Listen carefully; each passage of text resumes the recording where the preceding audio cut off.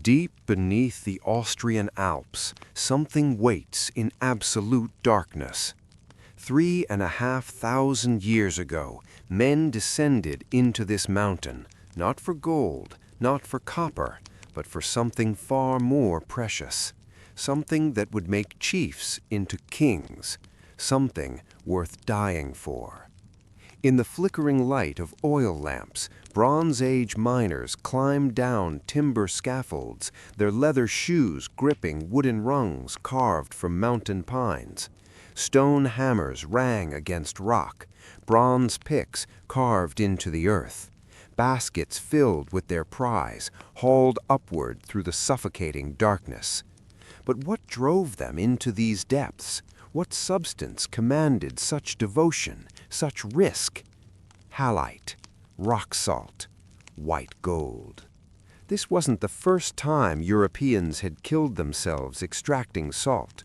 Thousands of years earlier, during the Neolithic, the first farmers of Europe founded a settlement over a salt deposit so valuable that the town would be occupied for a millennium.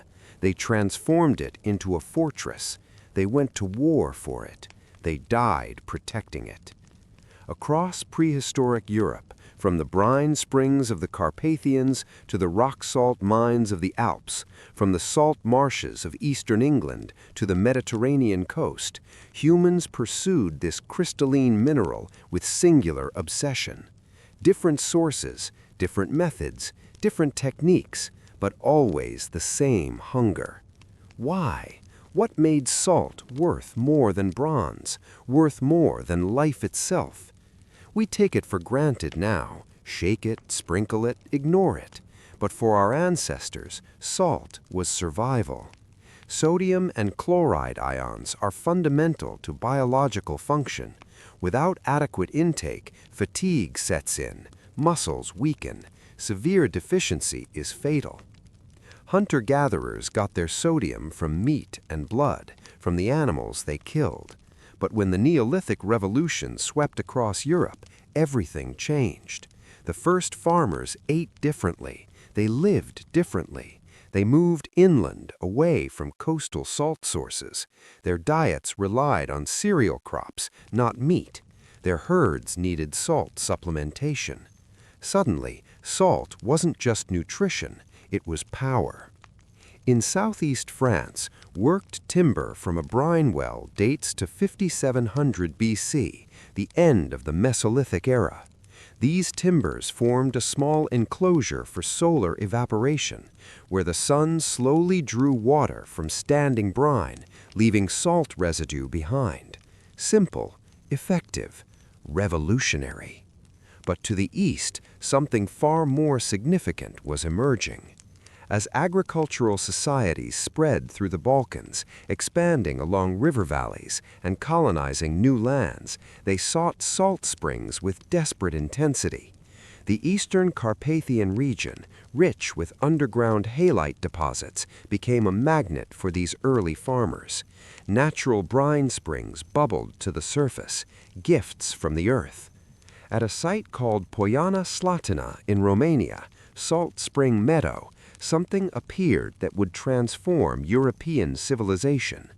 6000 BC, the earliest carbon date, and with it the first appearance of a type of artifact that would dominate salt production for millennia. Briquetage. Coarse ceramic vessels specifically produced for boiling salt. These pots were filled with brine and heated over fires. As water evaporated, salt crystals formed inside. Then the vessels were smashed open, revealing salt cakes ready for transport, storage, and trade. Single-use ceramics, discarded in enormous quantities, creating mounds of waste that would become landmarks, visible for miles. In 1740, a French military engineer coined the term briquetage when he noticed these brick-like mountains where he was working in eastern France. He had no idea how ancient they were, how significant, how much blood had been spilled over them. From the Neolithic onwards, these ceramic containers transformed salt from a natural resource into an industrial product. Different brine springs had different salt concentrations, varying by season and rainfall. The work was seasonal, small scale at first, produced by and for local settlements. Salt seasoned food for people and animals. It preserved meat. It processed hides. Improved nutritional storage helped communities survive seasonal food shortages. Better health fueled population growth. Better health meant more people. More people meant more power. As Neolithic societies developed metalwork and entered the Chalcolithic era, they became more complex. Craft specializations emerged, long-range trade networks formed, settlements pushed into new territories, seeking to control specific resources, copper ores, obsidian, salt, and they fortified these settlements, banks, ditches, palisades at a massive scale. Near Prevaja in Bulgaria, something extraordinary was rising from the earth, a settlement unlike anything seen before. A place that would be called Europe's oldest town, a place built entirely on salt. But this wasn't just a settlement, it was a fortress, and what it protected would make men into gods. The location held the only large salt deposit in the region. For thousands of years, this spot would be drenched in blood. Salt extraction began here around 5500 BC. The massive occupation layer, a tell archaeologists call it, bears the name Solnitsata, the salt works. Clay ovens and ceramic pots within the Neolithic settlement processed brine from nearby springs. Generation after generation, the work continued. The fortress grew. By the late Chalcolithic period, between 4500 and 4200 BC, Solnitsata had become something unprecedented in European history. Not just a village, not just a production site, a proto-urban settlement, a town. Defensive ditches circled the settlement like a moat. Stone walls rose from the earth. Stone bastions stood guard. Wooden palisades crowned the fortifications. Someone had decided this place was worth defending to the death, and someone else had decided it was worth attacking. Solnitsata sat at the center of Chalcolithic trade networks that stretched across the Balkans and beyond. Gold and copper from the Balkan mountains, spongylus shells from the Aegean, obsidian from distant volcanoes, raw materials and finished goods, tools, ornaments, weapons, flowed through these networks like blood through veins.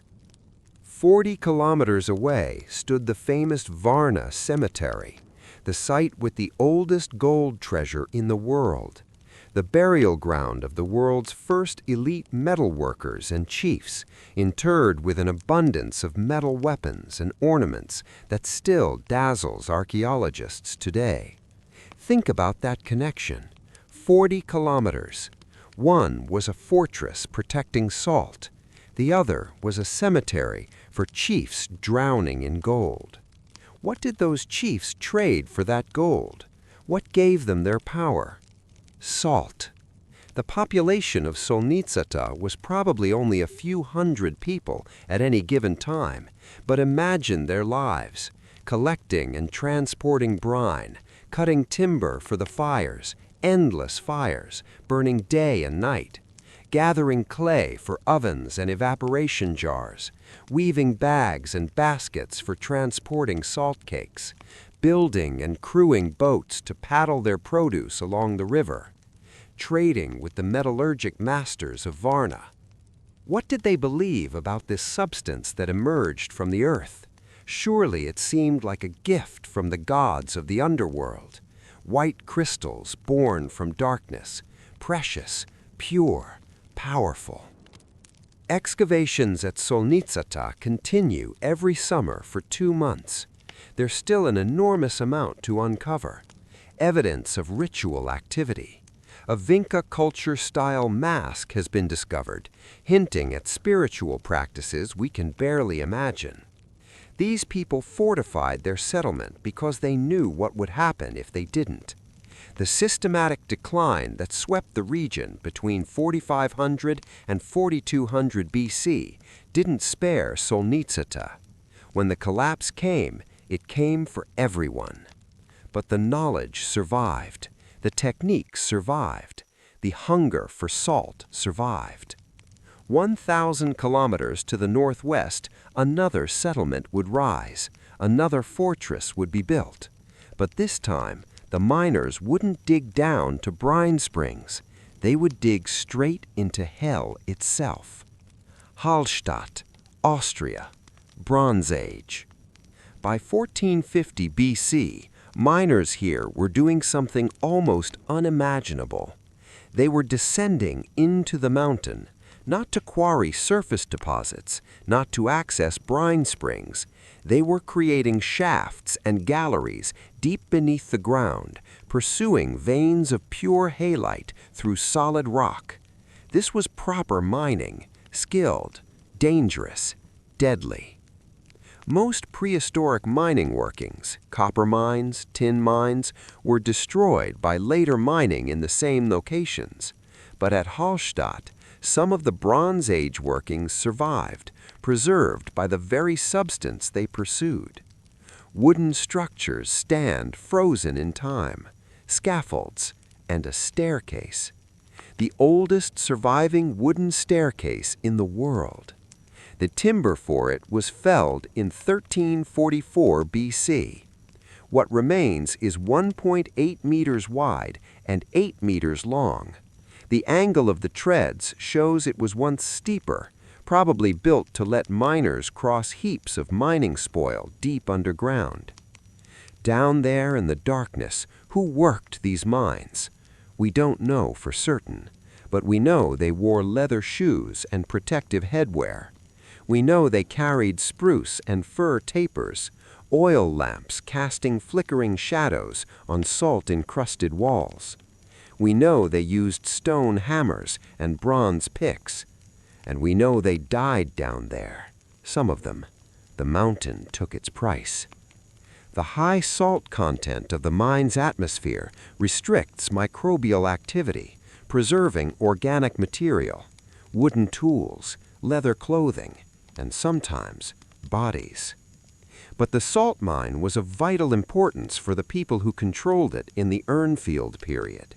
These people are known from thousands of Bronze Age and Iron Age burials at Hallstatt.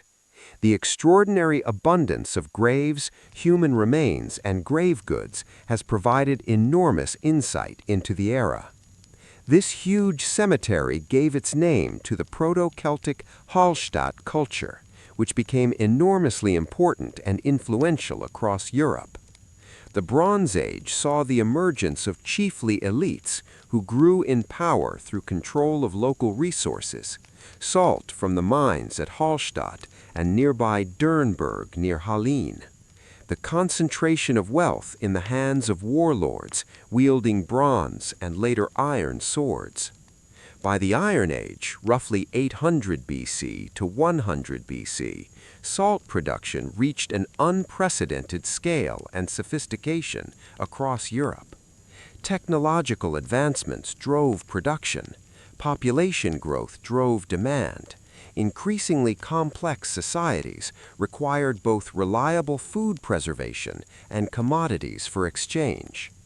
Most archaeological evidence for European salt production comes from this era, and most of it was found in one unexpected place: a cold, wind-swept coastline where the sun could never evaporate seawater alone, where communities developed techniques so specialized, so idiosyncratic, that neighboring sites visible to each other used different methods. Eastern England, the salt marshes, the red hills, and the secrets they still hide beneath the mud. Northwestern Europe was too cold. Even in summer, the sun lacked the power to evaporate seawater into salt. The Mediterranean could use solar evaporation, simple, efficient, cheap. But in England, in Gaul, in the Germanic territories, a different solution was required: fire. Archaeologists and antiquarians discovered great mounds of smashed briquetage at sites where seawater had been concentrated and evaporated. In eastern England, these mounds of brick-colored debris earned a name that still sends chills through historians: Red Hills. The highest concentration existed in coastal Essex. The stretch of the River Blackwater between the town of Malden and Mercia Island became famous for salt production, a fame that endures today. This region is home to Malden sea salt, one of the world's premier sea salt brands, but the tradition stretches back millennia. The salt marshes along the north banks of this tidal river accumulated high salt concentrations through local currents, tides, and repeated inundations and evaporations. The creeks here are so salty that traditionally boys from across the area were brought here to learn to swim, benefiting from the increased buoyancy the salt provided. The air and soil are so rich in salt that local orchards better survive late frosts. Sheep and cattle reared on the salt marsh are especially healthy and delicious. The landscape itself seems neither sea nor land, something in between, something liminal. In the Iron Age, communities here produced salt seasonally at relatively small scale. They used different methods to concentrate the salt, digging series of clay-lined pits, using wooden troughs, and finally boiling brine in ceramics, creating the mounds of briquetage that antiquarians would later name Red Hills. Over 300 red hills are known from Essex alone. Similar sites dating to the Iron Age and Roman period can be found across England, usually concentrated in estuaries. The resulting salt was traded inland to population centers where demand was highest. Here's what's strange. Different techniques were often used at different contemporary sites. Sites so close they were in view of one another developed and maintained their own idiosyncratic methods passed down through families and communities like sacred knowledge. Why? Why not share the most efficient technique? Because these weren't just production sites. They were monuments, legacies, identity. The mounds of spoil created over generations functioned a bit like Mesolithic shell middens created by hunter-gatherers. On one level, just a pile of industrial waste. On another, a monument to your work and to your ancestors. Ancestors who had stood where you stood, done the work you were doing, passed on skills and wisdom through the ages. There's evidence they saw the Red Hills this way. Possible ritual depositions, nearby burials relating to the Red Hills, spiritual significance attached to these structures of ash and broken ceramic.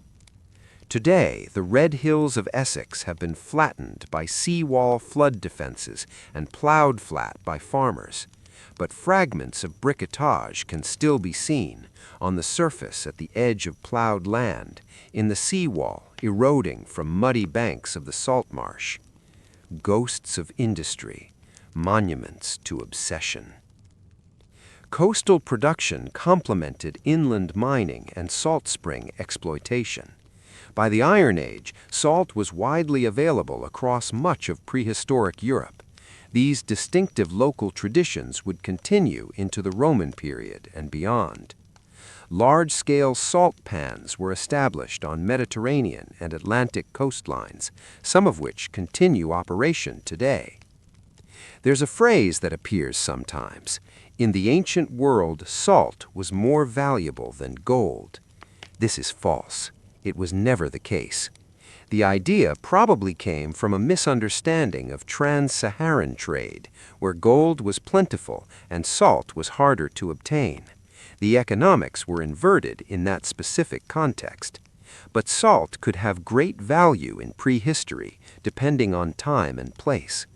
Some communities and some people grew wealthy and powerful from its production and trade. Think about what salt represented. Food preservation meant survival through winter. It meant you could stockpile resources, plan for scarcity, feed armies, support specialized craftspeople who didn't farm. Salt meant you could trade for copper and tin to make bronze, for iron to make weapons, for gold to display your power. Salt meant civilization itself. The chiefs buried at Varna with their gold treasures, where did that wealth originate? Trade networks built on salt. The warlords of Hallstatt wielding iron swords, what gave them power over others? Control of the salt mines. The fortifications at Solnitsala, why build stone walls and bastions around a salt production site? Because someone would take it. Someone always tried to take it. Violence and salt are inseparable in prehistoric Europe. The same hands that evaporated brine over fires also gripped weapons. The same minds that developed specialized techniques also planned raids, ambushes, territorial expansion. By the Iron Age, society had stratified dramatically. Elite classes controlled production sites, warriors protected trade routes, specialists developed techniques. Laborers did the brutal, repetitive work, cutting timber, gathering clay, filling vessels, tending fires, smashing ceramics, collecting salt cakes. Who were these laborers? Free people? Slaves? Seasonal workers? Family groups passing down traditions? We don't know. The archaeological record shows us the briquetage, the structures, the graves of elites. But the people who actually stood in the smoke, who burned their hands on hot ceramic, who breathed salt-laden air until their lungs scarred, they're invisible. Except for one place, back in the Austrian Alps, deep in the mines of Hallstatt, where the salt preserved more than wood and leather, where the mountain kept its dead. The air in the Hallstatt mines does something extraordinary. The high salt content severely restricts microbial activity. Organic material doesn't rot the way it should. Wood survives, leather survives, textiles survive, bodies survive. We don't know for sure who worked these mines during the Bronze Age, but by the Iron Age, when salt mining intensified to an unprecedented scale, we have evidence. Wooden tools with wear patterns showing exactly how they were gripped. Leather shoes shaped by feet that walked thousands of steps through darkness. Textiles worn thin at specific points from repeated motion. And from the graves, thousands of Bronze Age and Iron Age burials at Hallstatt, we know this wasn't just a mine. It was the foundation of an entire civilization. The Proto-Celtic Hallstatt culture became enormously important and influential across Europe from roughly 800 BC to 450 BC. Their metalwork, their art, their social structures spread through trade networks that stretched from the Atlantic to the Black Sea, and it all rested on salt. Think about the logistics. Miners descended into shafts using the wooden staircase dated to 1344 BC, but that's just one we know about. There would have been others. Scaffolds, ladders, galleries extending deep into the mountain. Carrying spruce and fir tapers that burned with sooty flames, oil lamps that cast dancing shadows. In some chambers, the ceiling might be 20 feet high. In others, miners would have crawled through gaps barely wide enough for a human body. Stone hammers rang against halite, bronze picks carved into crystalline formations. The technique from Transylvania and Ukraine might have been used here, too. wooden troughs with holes drilled in the bottom, dripping fresh water onto exposed salt deposits, weakening the structure until it could be cracked open and pried apart. Or perhaps pouring brine into troughs, letting it drip slowly onto textiles below, where salt crystals would form for collection. These methods have been tested by archaeologists. They work. But imagine being the first person to figure it out, the first Bronze Age engineer to realize that dripping water could fracture solid rock, the first to design a wooden trough with precisely placed holes, the first to realize the drip rate mattered, that too fast meant waste and too slow meant insufficient production. That knowledge was power. Specialized knowledge meant you were valuable, irreplaceable. And in a society where control of salt meant control of wealth, being irreplaceable meant you might live another day, because this work was dangerous. Cave-ins, suffocation from bad air in deep chambers, falls from scaffolds and stairs, getting lost in the branching galleries, fires spreading out of control in confined spaces, flooding when they broke through to unexpected water sources.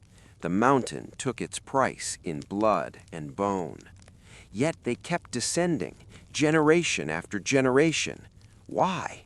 Because above ground, their chiefs were becoming warlords, their warlords were becoming kings, and salt was the foundation of it all. The Hallstatt culture's influence spread through two mechanisms, trade and conquest. Salt moved along trade routes, preserved meat moved with it, and bronze weapons moved in exchange. But bronze and later iron weapons also moved through the hands of warriors, expanding territorial control. The graves at Hallstatt tell this story. Elite burials contain bronze swords, iron swords, elaborate metalwork, imported goods from distant regions. These aren't the graves of miners. These are the graves of people who controlled miners. The Proto-Celtic expansion across Europe in the Iron Age carried Hallstatt cultural elements everywhere. Art styles, metalworking techniques, social structures, burial practices. And wherever they went, they brought their salt. But they weren't the only ones producing it. Across Europe, hundreds of communities were developing their own techniques, their own traditions, their own red hills and brine springs and mining operations. In Transylvania, the hollowed-out tree trunks used in salt processing date to the Bronze Age, between the 16th and 9th centuries BC. Industrial-level processing in this region involved clay-lined wicker tanks, some with roofs to store brine, complex systems, specialized knowledge. In the Carpathians, brine springs that had been exploited since the Neolithic continued operation through the Bronze Age and into the Iron Age. The briquetage technique, smashing ceramic vessels to extract salt cakes, remained in use for thousands of years because it worked. On the coasts of what's now France, Germany, the Netherlands, communities built their own red hills, developed their own firing techniques, created their own ceramic designs optimized for salt production. And they guarded these techniques jealously. Remember, contemporary sites within view of each other used different methods. Why? Because knowledge was power. If your family's technique produced better salt or produced it more efficiently, you had an advantage. You could trade for better goods, secure better marriage alliances, rise in social status. Salt stratified society. At the bottom, laborers doing the brutal physical work, cutting timber, digging clay, tending fires, hauling brine, smashing ceramics. Above them, specialists who understood the processes, how to build the most efficient firing structure, which clay worked best for evaporation vessels, how to time the boiling to maximize crystal formation. Above them, traders who moved the salt along networks, exchanged it for other goods, built relationships with distant communities. Above them, Elites who controlled the production sites claimed ownership of the salt springs or mines or coastal territories, extracted tribute or taxes from producers.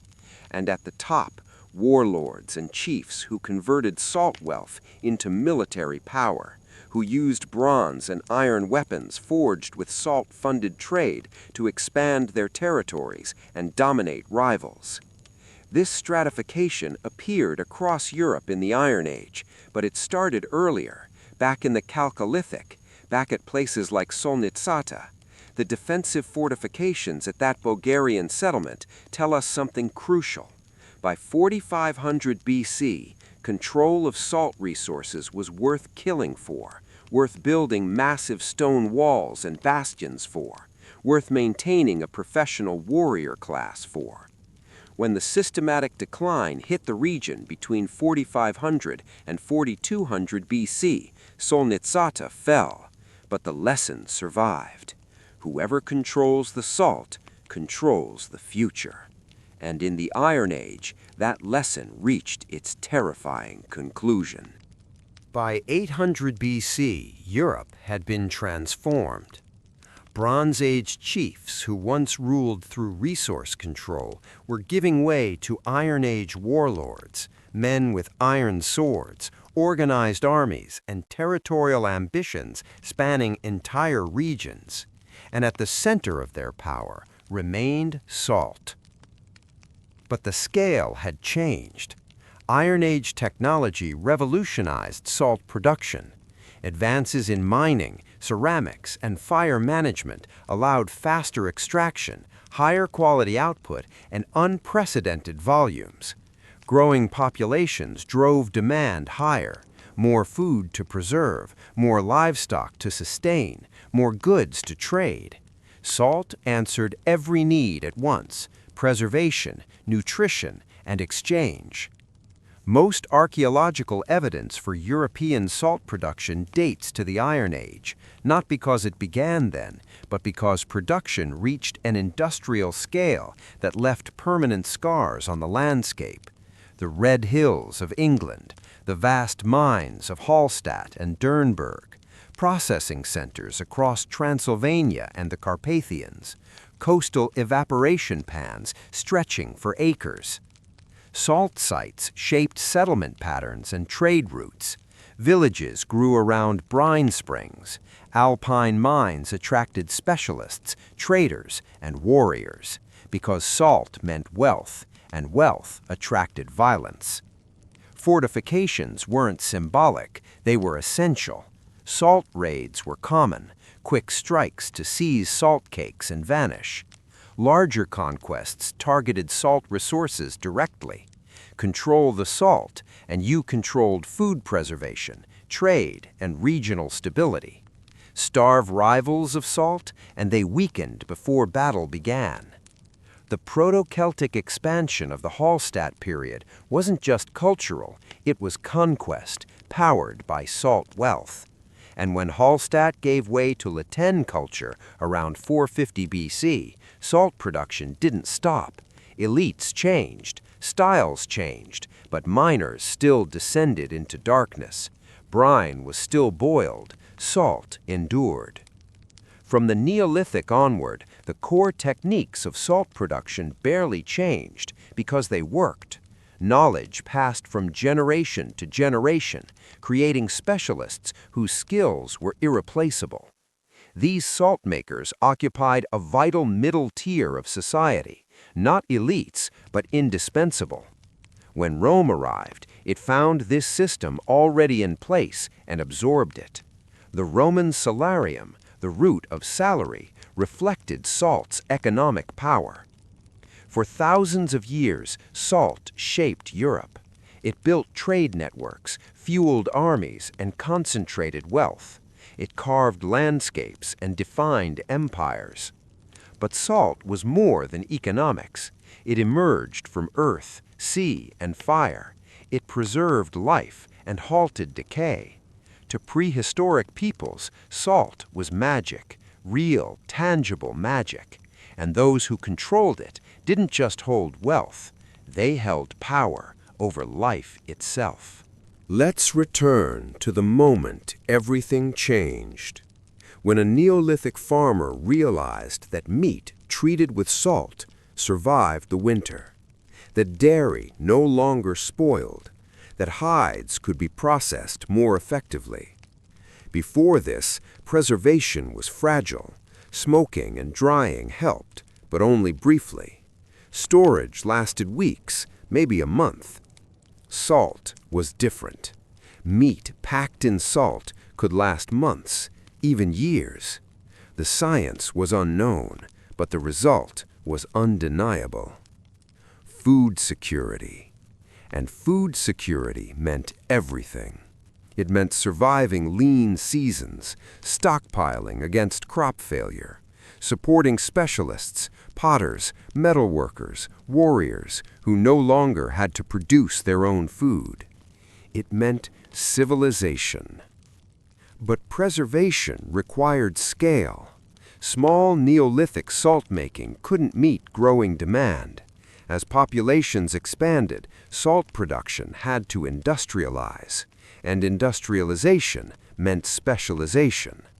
By the Bronze Age, salt was produced by full-time experts, timber cutters who knew the hottest burning wood, potters who understood which clays survived brine evaporation, fire tenders who controlled temperature for hours, collectors who knew when crystals were ready, and miners, descending into the Alps and Carpathians with bronze picks and stone hammers, following halite veins through darkness. This was skilled, lethal work, requiring years of experience. The wooden staircase at Hallstatt, built in 1344 BC, wasn't peasant labor. It was engineering. Around these specialists grew entire systems: transport, trade, security, administration. Economic and political structures formed around salt. Elite graves at Hallstatt and Varna show the outcome: gold, weapons, imported goods. That wealth came from salt. Chiefs who controlled springs or mines controlled entire regions. Others traded anything: grain, metal, livestock, for access. This is how inequality formed, and it was violent. Fortifications like those at Solnitsata weren't symbolic. They were built because people attacked. Salt raids, territorial wars, conquest. The archaeological record preserves walls, but not the blood spilled defending them. Salt funded armies. Armies secured more salt. More salt enabled larger wars, a cycle that turned chiefdoms into kingdoms and fueled Proto-Celtic expansion. At the foundation of it all were miners, laborers, fire tenders, people who lived hard lives and died young. Cave-ins, smoke, burns, raids, chronic injury. Their graves are invisible. For thousands of years, the pattern repeated. Some controlled salt, others died producing it. Salt built Europe, but it was built on exploitation, and that is the part of the story we rarely tell. There's a word we've been avoiding, a reality present in every salt production site from the Neolithic forward. A system so fundamental to ancient economies that its absence would have made the entire structure collapse. Slavery. We don't like to say it directly.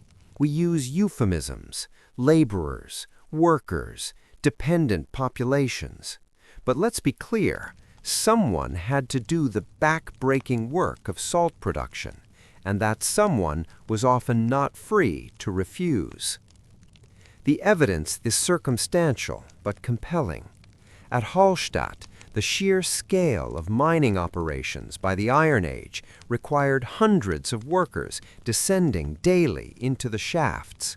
The graves show clear social stratification: elites buried with wealth, commoners buried simply or not at all. Who worked the mines? free citizens working for wages, seasonal laborers from farming communities, or enslaved populations forced underground at sword point. The Roman period makes this explicit. We have written records of enslaved workers in salt mines and coastal processing sites. But Rome inherited these operations from the Celtic and pre-Celtic societies they conquered. They didn't invent the system. They industrialized it. Going back to the Bronze Age, back to the Chalcolithic, back to the Neolithic, we don't have written records, but we have the logic of economics and the evidence of inequality. Salt production was dangerous, exhausting, and required consistent labor. You couldn't just work when you felt like it. The fires had to be tended constantly. The brine had to be collected on schedule. The ceramic vessels had to be monitored carefully during evaporation. Mining operations required coordinated teams working in synchronization. This demands a controlled labor force, and the most efficient way to control labor is through coercion. Debt slavery probably existed. Work off your family's obligations by spending seasons in the salt marshes or years in the mines. If you survived, you'd be free. Most didn't survive long enough. War captives definitely provided enslaved labor. The Bronze and Iron Ages were periods of constant conflict, raids, territorial wars, conquest. The losers didn't all die on the battlefield. Many were captured, and captured people represented economic value.